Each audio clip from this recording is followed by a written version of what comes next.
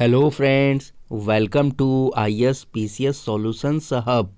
जैसा कि आपको पता है, रिसेंटली 66 BPSC प्रीलिम्स हुआ है, जिसका एक्सप्लेनेशन हमारी यूट्यूब चैनल द्वारा दिए गए हैं।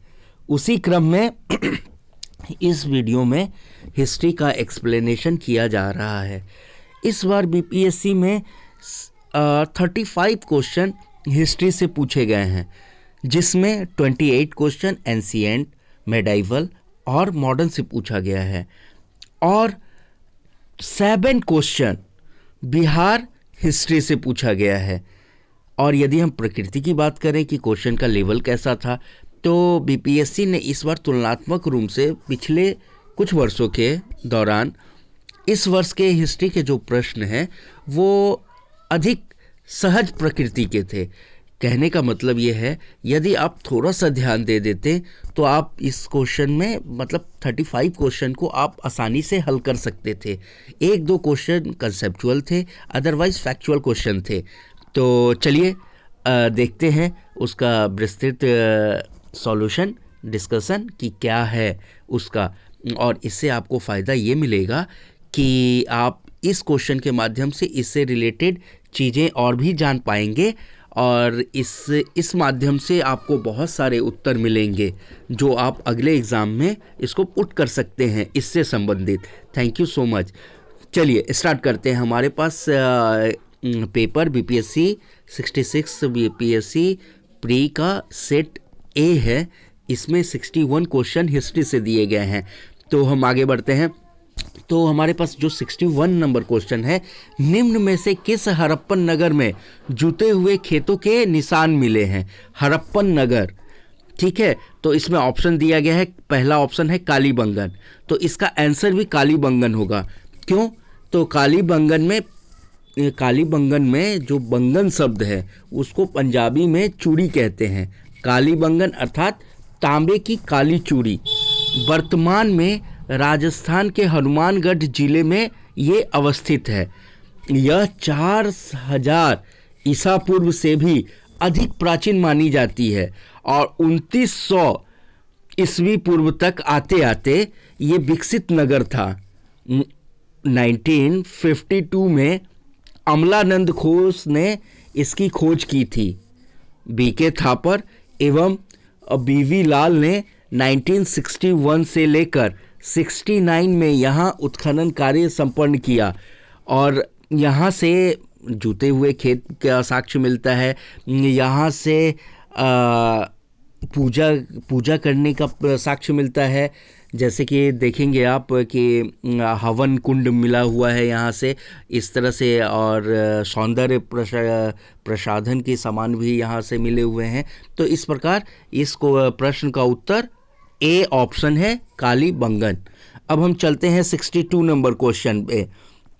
तो 62 नंबर क्वेश्चन कह रहा है कि त्रिरत्न या 3 रत्न जैसे सटीक ज्ञान, सच्ची आस्था और सटीक क्रिया निम्न में से किससे संबंधित है?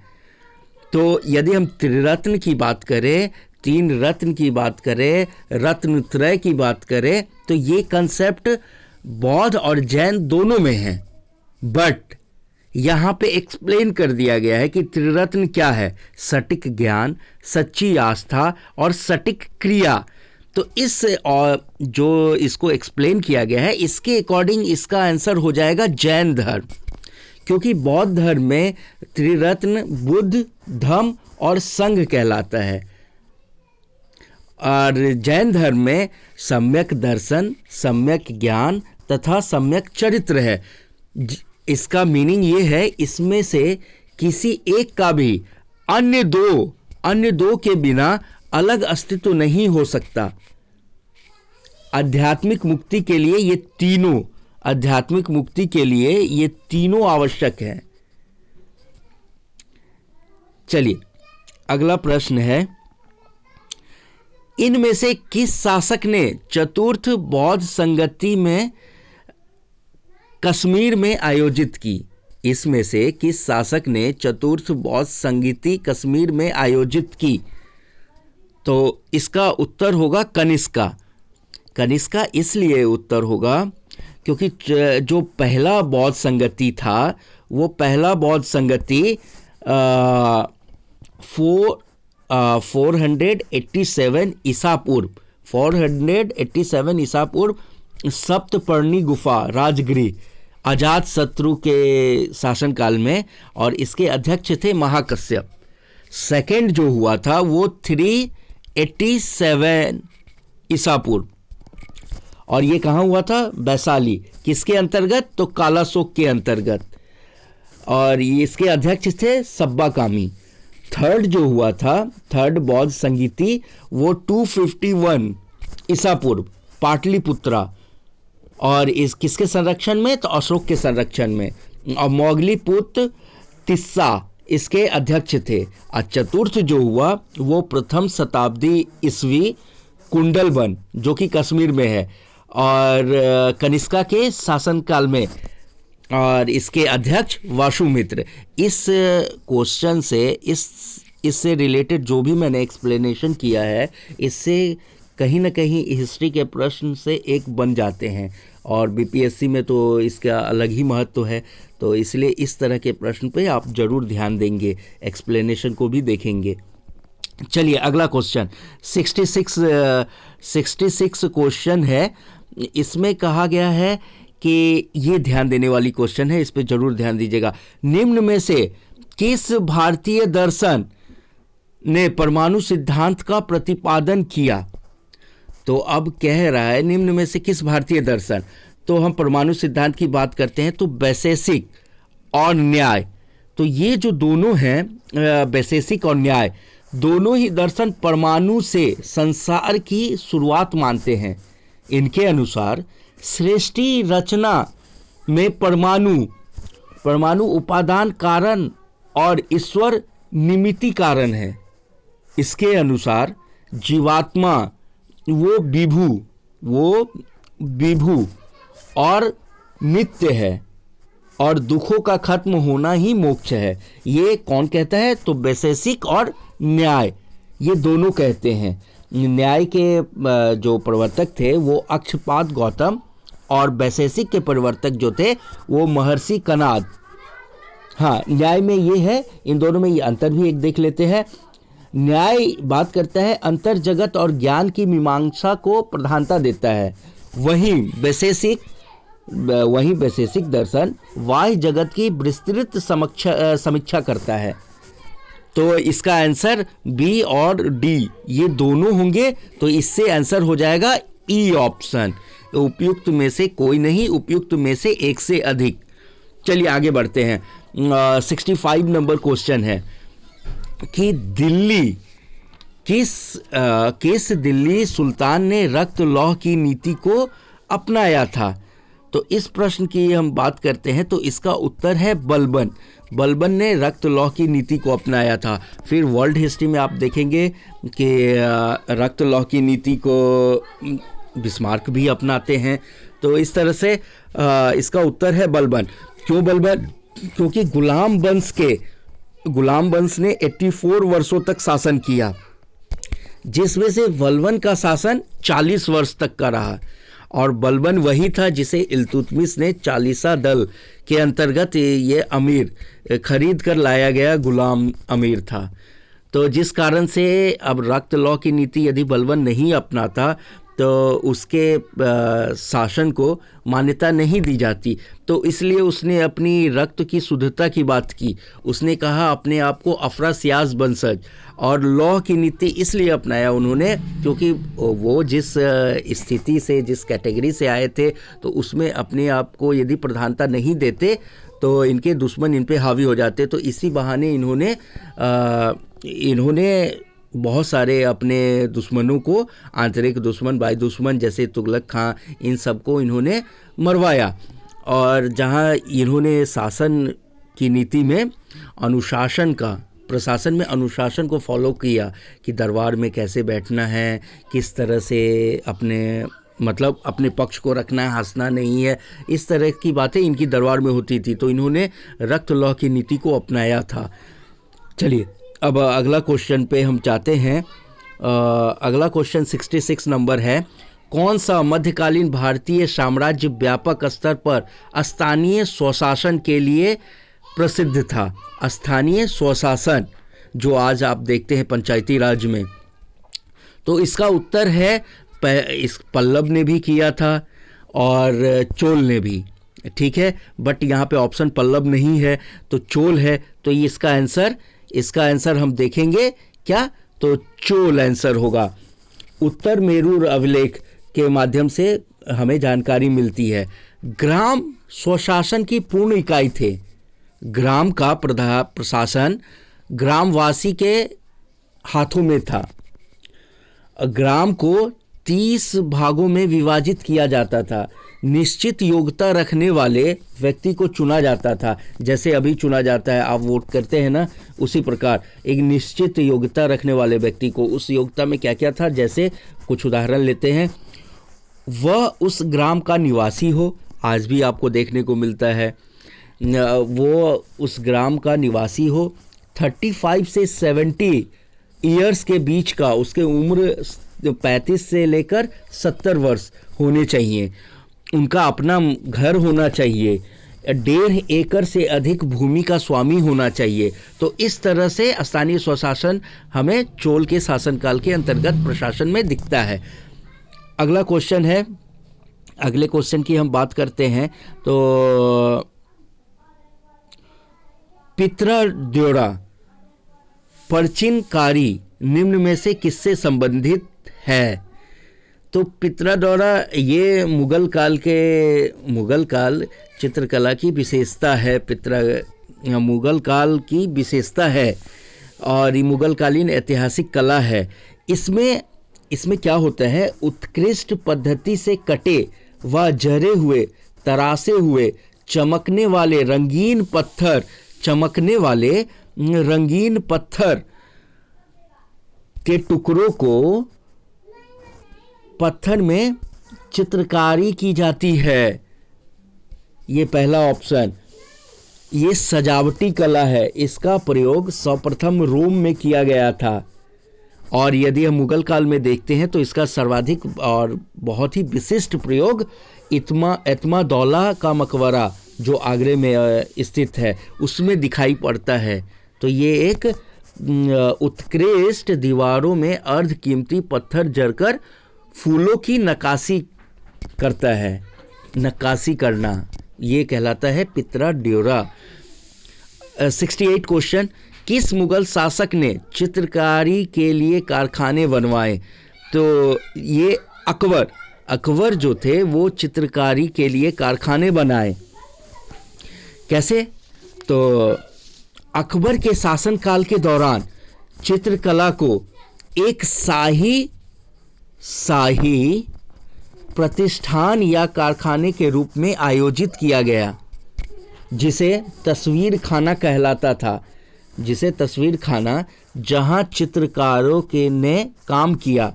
प्रारंभ में अब्दुल समद के नाम से यह जाना जाता था, ये कारखाना अब्दुल समद के नाम से जाना जाता था और तस्वीर खाना भी इसका दूसरा नाम है। तो आप इन दोनों पे ध्यान दीजिएगा।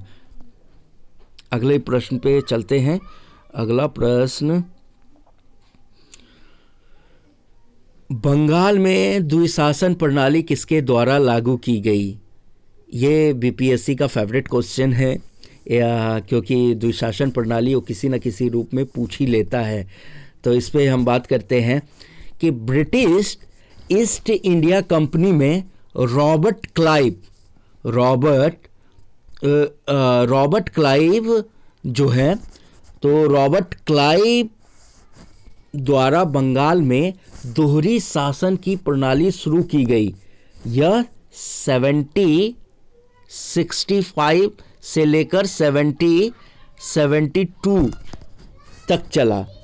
इस प्रणाली के अंतर्गत बंगाल के प्रशासन को निजामत, दो भागों में, एक निजामत और दूसरा दीवानी में विभाजित किया गया था। कंपनी द्वारा वो दीवानी कार्य तथा नवाब द्वारा निजामत कार्य दिया गया। कंपनी ने निज़ाम दीवानी कार्य अपने पास रख लिया और निज़ामत का जो कार्य था वो वहाँ के नवाब को दे दिया। और कंपनी दे दिया मतलब इसका क्या मीनिंग हुआ कि अधिकार कंपनी ने अपने पास रखा, जबकि उत्तरदायित्व नवाब के ऊपर छोड़ दिया, नवाब को दे दिया कि जितने भी काम करवाने हैं मतलब उत्तरदायित्व वाला वो सारा नवाब करें। चलिए अगला प्रश्न है 70 नंबर क्वेश्चन है ये, इसको हम आगे बढ़ाते हैं।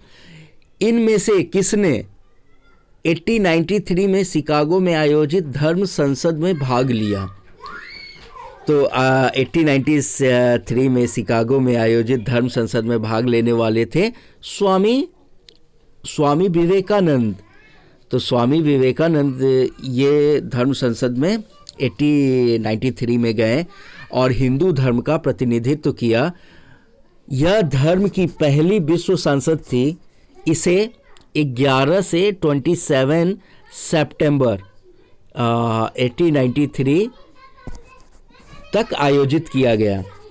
खेतड़ी के महाराज अजीत सिंह ने इनका नाम स्वामी विवेकानंद जी का नाम रिकमेंड किया और इनको विवेकानंद की उपाधि से नवाजा और इनका वास्तविक नाम था नरेंद्र। तो नरेंद्र की जगह में खेतड़ी के महाराज अजीत सिंह ने इनका नामकरण विवेकानंद के माध्यम से इनके नाम को रिकमेंड किया था। तो धर्म संसद में जाने वाले हमारे प्रथम जो व्यक्ति थे भारत से वो स्वामी विवेकानंद थे। चलिए हम अगले प्रश्न पे जाते हैं।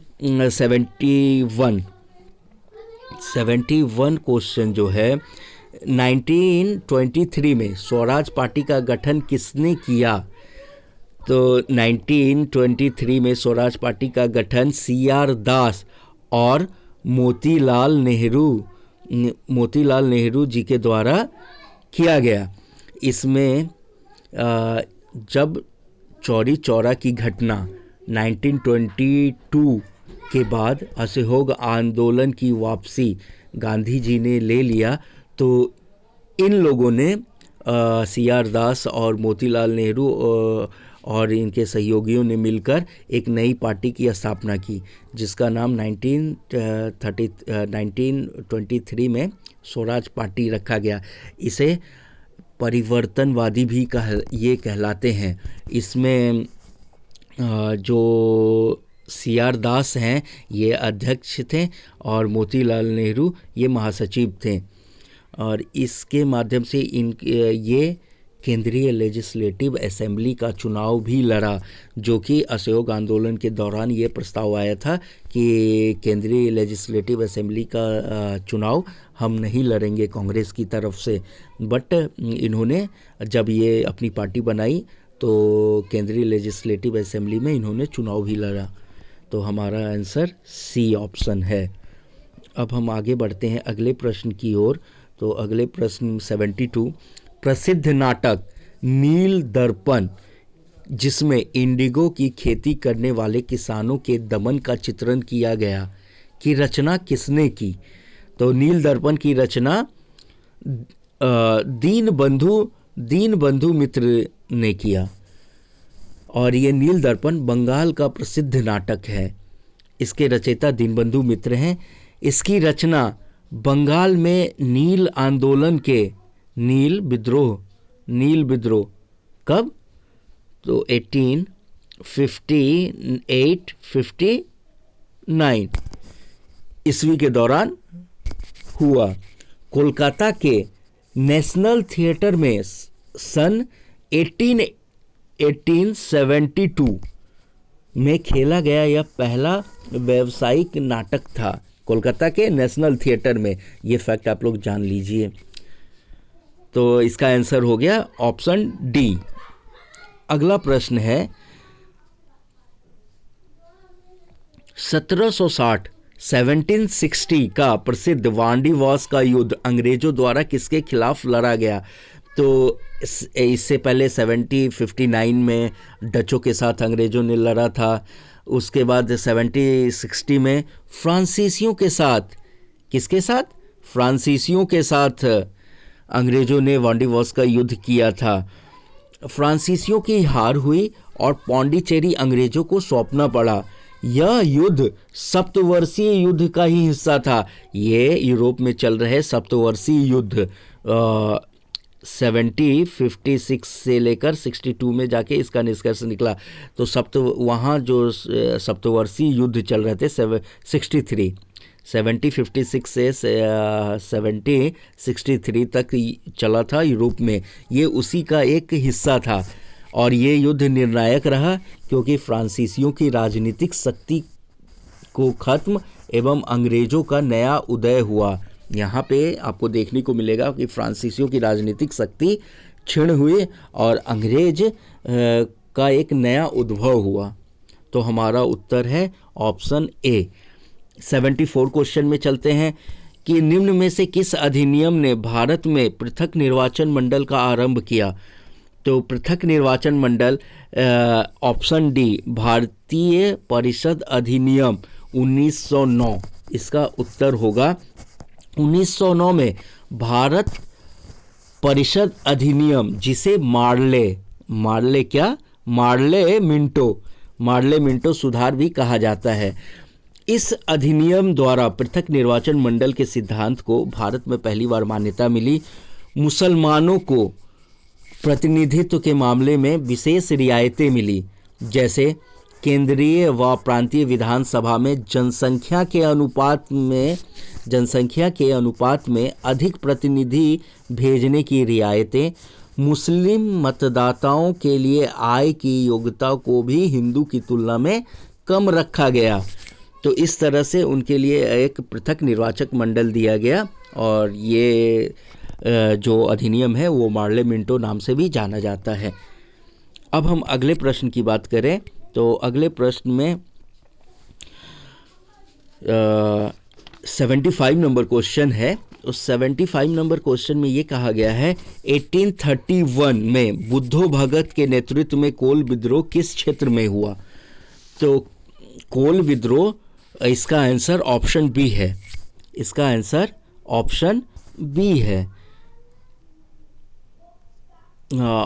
कोल जनजाति द्वारा अंग्रेजी सरकार के अत्याचार के खिलाफ 1831 ईस्वी में किया गया महत्वपूर्ण विद्रोह। कब? 1831, जैसा कि प्रश्न में दिया गया है। कोल जनजाति की जीविका का मुख्य आधार खेती व जंगल थे, इसलिए वे जमीन पर अपना नैसर्गिक अधिकार मानते थे। कंपनी ने उनकी भूमि को गैर आदिवासी लोगों को दे दिया, अतः उन पर जमींदारों, महाजनों, सूदखोरों का अत्याचार बढ़ता गया।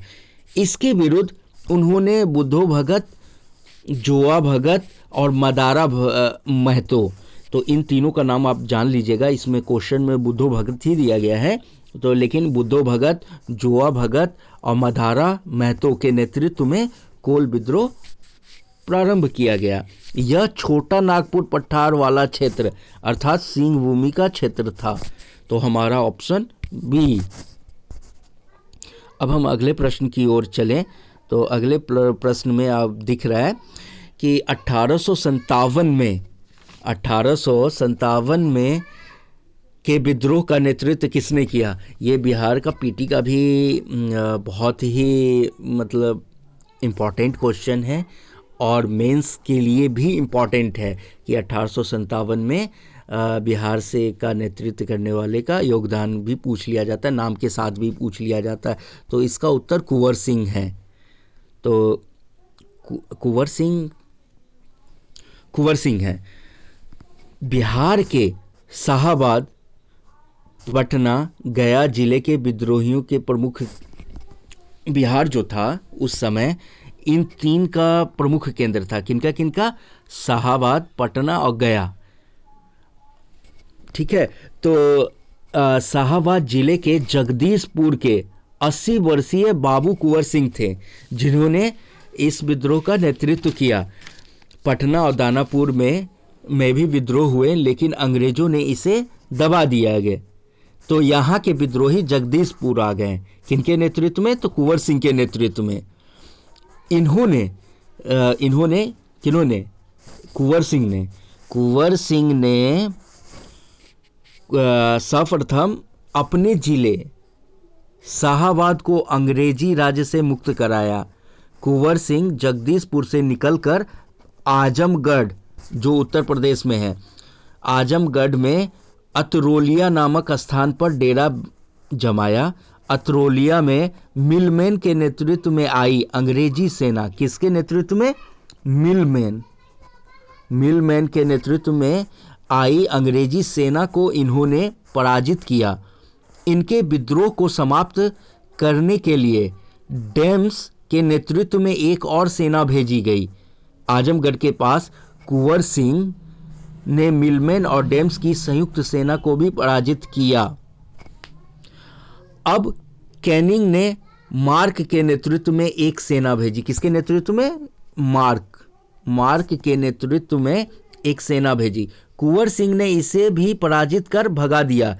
इसी समय इनके बाह में एक गोली लगी। इन्होंने अपने हाथ से अपनी बाह काटकर गंगा को अर्पित कर दिया।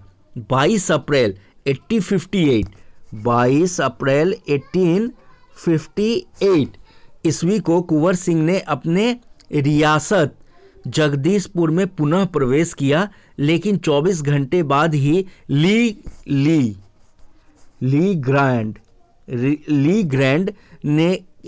ग्रैंड के अधीन अंग्रेज और सिख सेना जगदीशपुर पर पहुंच गई। कुंवर सिंह ने जगदीशपुर के बाहर इस सेना को भी पराजित कर दिया। युद्ध के 3 दिन बाद 26 अप्रैल 1858 ईस्वी को इनकी मृत्यु हो गई। 1857 ईस्वी के विद्रोह में यही एक ऐसे वीर हैं जिन्होंने अंग्रेजों को कई बार पराजित किया और अंत में इनकी मृत्यु अपनी मौत से हुई। तो ध्यान रखिएगा। चलिए अब अगला प्रश्न पे हम चलते हैं। अगला प्रश्न है 77। चंपारण में इंडिगो के किसानों की दशा की ओर गांधी का ध्यान किसने आकर्षित किया? ये भी बीपीएससी का पेट क्वेश्चन है। तो इसका उत्तर है ऑप्शन डी, राजकुमार शुक्ल जी हैं। तो राजकुमार शुक्ल जी जब 1915 को गांधी जी जब वापस दक्षिण अफ्रीका से भारत आते हैं, तो अपने राजनीतिक गुरु गोपाल कृष्ण गोखले के कहने पर वो पहले भारत भ्रमण करना चाहते हैं। अपनी तुरंत राजनीति में उपस्थित ना होकर भारत भ्रमण की अपेक्षा रखते हैं। तो इसी क्रम में 1916 को लखनऊ अधिवेशन में जब वो जाते हैं लखनऊ अधिवेशन में, तो वहाँ राजकुमार शुक्ल जी से उनकी मुलाकात होती है। राजकुमार शुक्ल जी कहते हैं, बिहार के चंपारण के किसानों की दशा की बात करते हैं कि आप आइए, और क्योंकि गांधी दक्षिण अफ्रीका में भी सत्याग्रह के आंदोलन सफल कर चुके रहते हैं, तो ये जानकारी रहती है। तो इस तरह आप चंपारण आएँ और किसानों का नेतृत्व करें। तो इस पे इन्होंने ये गांधी जी प्रारंभ में तो मना ही करते हैं, लेकिन किंतु वो बात को मान जाते हैं और कहते हैं कि चलिए हम जरूर किसानों की दशा को सुधारने के लिए उनका नेतृत्व करेंगे। तो यहाँ पे राजकुमार शुक्ल जी द्वारा उनको आमंत्रण किया जाता है कि आप चंपारण आएँ। तो इसका उत्तर है राजकुमार शुक्ल। तो हम चंपारण से ही यहाँ पे 3 प्रश्न बने हैं। तो उस 3 प्रश्न में फिर हम वहाँ की घटना को भी बताएंगे कि कैसे, मतलब क्या वहाँ पे प्रॉब्लम थी और कैसे उनका गांधी जी ने सॉल्यूशन निकाला। चलिए हम आगे चलते हैं अगले प्रश्न पे। प्राचीन महाजनपद मगध की प्रथम राजधानी कौन सी थी? तो हम इसके उत्तर में यदि हम देखते हैं कि प्राचीन महाजनपद मगध की प्रथम राजधानी कौन सी थी? पाटलिपुत्रा, वैशाली, चंपा, अंग, उपयुक्त में से कोई नहीं, उपयुक्त में से एक से अधिक। तो यदि हम प्रथम राजधानी की बात करें तो प्रथम राजधानी ब्रज गिरी, राजगिरी, ब्रजगिरी या राजगीर। प्रथम राजधानी जो थी मगध की वो ब्रजगिरी राजगीर था, और पाटलिपुत्रा इसकी दूसरी राजधानी। मतलब क्रम में यदि हम देखें तो पहली राजधानी राजगिरी था। उदयन के द्वारा राजगिरी से पाटलिपुत्र ले गया राजधानी को। ठीक है, तो प्रथम राजधानी इसमें ये ऑप्शन है नहीं, राजगिरी है नहीं, ब्रजगिरी दिया नहीं गया है, तो इसका आंसर हो जाएगा ऑप्शन ई, इनमें से कोई नहीं। चलिए,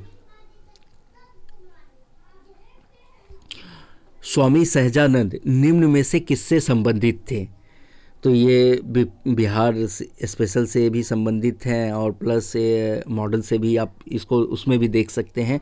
तो स्वामी सहजानंद, ये कॉमन क्वेश्चन था क्योंकि ये सभी जानते हैं कि सहजानंद का संबंध किसान आंदोलन से था, तो इसका आंसर सी होगा।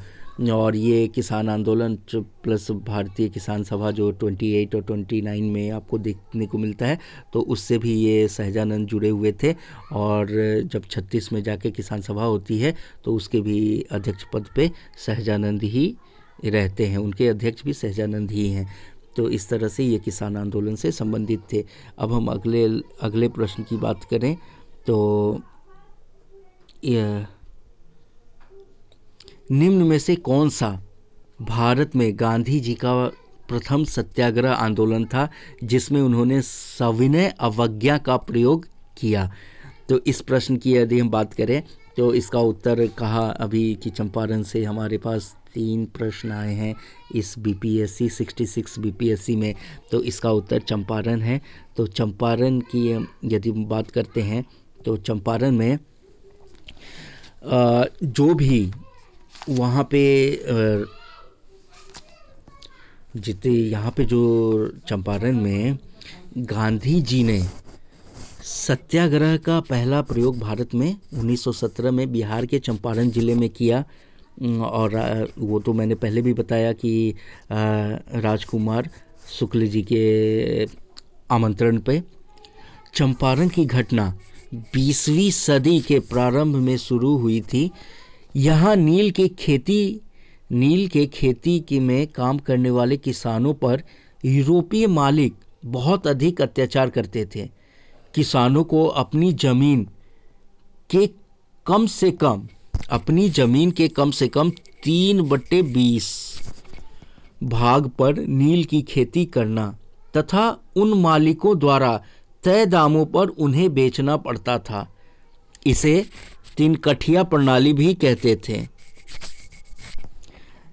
अब क्या होता है कि 19वीं शताब्दी के अंत तक जर्मनी में रासायनिक रंगों ने नील बाजार को लगभग समाप्त कर दिया, डाई की खोज हो गई थी। चंपारण के यूरोपीय नील्हे अपने कारखाने बंद करने के लिए बाध्य हुए। इस कारण अब जब डाई की खोज हो गई तो ऑब्वियसली बंद करेंगे। इस कारण किसान भी नील की खेती से मुक्ति चाहते थे। अंग्रेज नील्हों ने इसका फ़ायदा उठाया और उन्हें अनुबंध से मुक्त करने के लिए लगान और अन्य गैर कानूनी करों को बढ़ा दिया।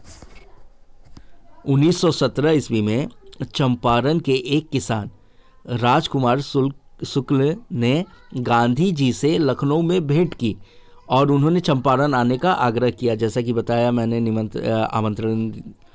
गांधी जी के चंपारण पहुंचने पर वहां के कमिश्नर ने उन्हें तुरंत कहा कि आप यहां से चले जाएं। तो परंतु गांधी नहीं माने। अंततः उन्हें चंपारण गांव जाने की अनुमति दे दी गई। चंपारण में गांधी के सहयोगी बाबू राजेंद्र प्रसाद, जेबी कृपलानी, महादेव देसाई, मजरूल हक, ये सभी ब्रिज किशोर, ये सभी उनके सहयोगी थे। सरकार ने पूरे मामले की जांच के लिए एक आयोग गठित किया। गांधी जी को भी उसका एक सदस्य बनाया। गांधी जी आयोग को यह समझाने में पूर्णतः सफल रहे कि 3 कठिया प्रणाली वो 3/20 वाला कंसेप्ट। गांधी जी ये सब बताने में, पूरे सदस्य को, पूरे आयोग को ये बताने में सफल रहे कि तिनकठिया प्रणाली समाप्त होनी चाहिए और जो धन वैभव, जो धन अवैध रूप से वसूल किया गया है, उसके लिए हर्जाना दिया जाना चाहिए। यूरोपीय नील्हे किसानों को 25% राशि वापस करने के लिए राजी हो गए और गांधी जी ने इसे सविनय स्वीकार किया। इस प्रकार गांधी जी द्वारा चलाया गया पहला सत्याग्रह सफल रहा। एनजी रंगा ने गांधी जी के चंपारण सत्याग्रह का विरोध किया था। ये भी आप याद रखिएगा अगले फैक्ट के रूप में कि किसने विरोध किया था चंपारण सत्याग्रह का। एनजी रंगा, ठीक है। और जबकि रविंद्रनाथ टैगोर ने चंपारण सत्याग्रह के दौरान ही किन्हें गांधी जी को महात्मा की उपाधि से नवाजा था। तो चलिए, धन्यवाद। इस वीडियो को यहीं समाप्त करते हैं। फिर अगले क्रम में जो भी प्रश्न बचे हुए हैं उसका एक्सप्लेनेशन दिया जाएगा। और यदि अच्छा लगे तो लाइक, कमेंट, सब्सक्राइब करें। Thank you so much.